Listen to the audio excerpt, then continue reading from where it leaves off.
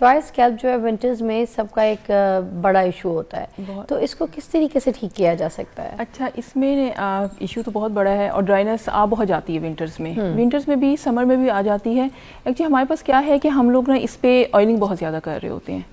ہم اپنی اسکن کو، ہمیں لگتا ہے اسکیلپ از ڈرائی تو ہم مزید آئل کر لیتے ہیں۔ تو جب مزید آئل کرتے ہیں تو وہاں پہ کیا ہوتا ہے کہ جتنی بھی آپ کی جو سیبم پروڈکشن ہے نا، actually because of the sebum production, اور سیبم پروڈکشن جس حساب کا کم ہوتا جائے گا آپ کا جو ہے نا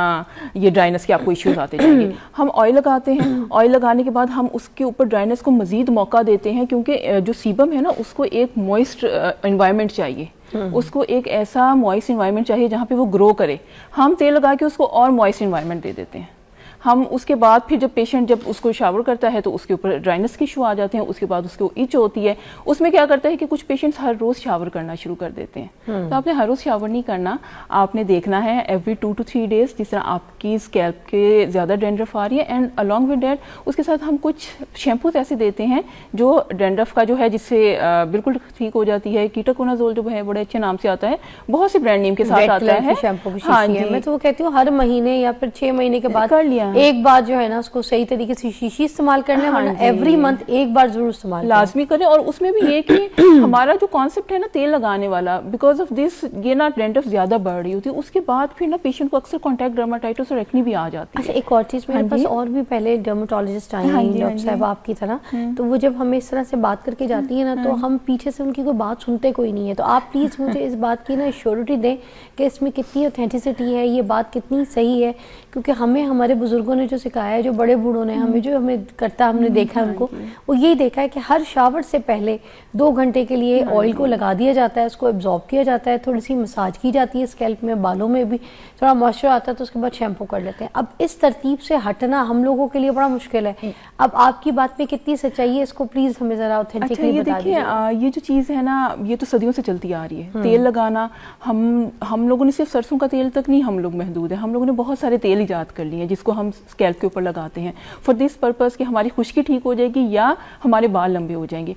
تیل جو ہے وہ آپ کے دیکھیں نو ڈاؤٹ آپ کے بالوں کو نرش کرتا ہے، آپ کے بالوں کو کچھ حد تک آپ کو شائنی لک دے دے گا، لیکن وہ آپ کی ڈرمس تک اندر نہیں جا رہا۔ کچھ لوگ اس کو فار ہیئر گروتھ کرتے ہیں، ٹھیک ہے کہ ہاں اس سے بال بڑے ہو جائیں گے، وہ آپ کی ڈرمس میں تو جا ہی نہیں رہا۔ ہمارا ہیئر فاللیکل تو ڈرمس میں پڑا ہے،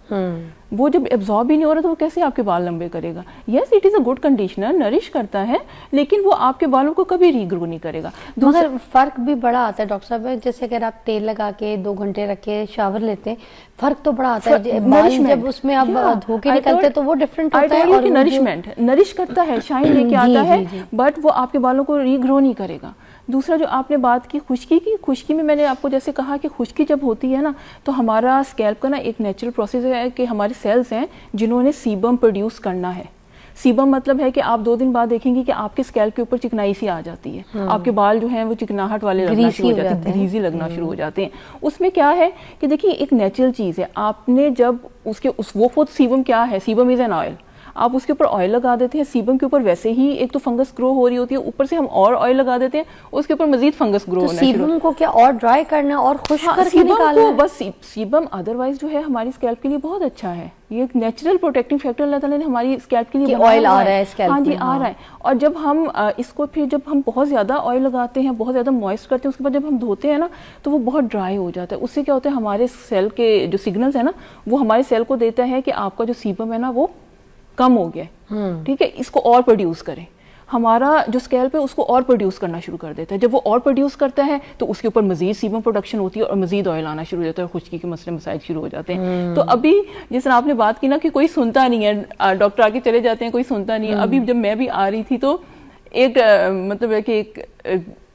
فیمیل تھی، وہ یہی بات کر رہی تھی کہ میں تارے میرے کا تیل بہت زیادہ لگاتی ہوں for my growth of the hair. تو وہ مجھے وہ بھی ہوا کہ واقعی لوگ اس چیز پہ عمل نہیں کرتے ہیں، بس سن لیتے ہیں اور اس پہ عمل نہیں کرتے ہیں۔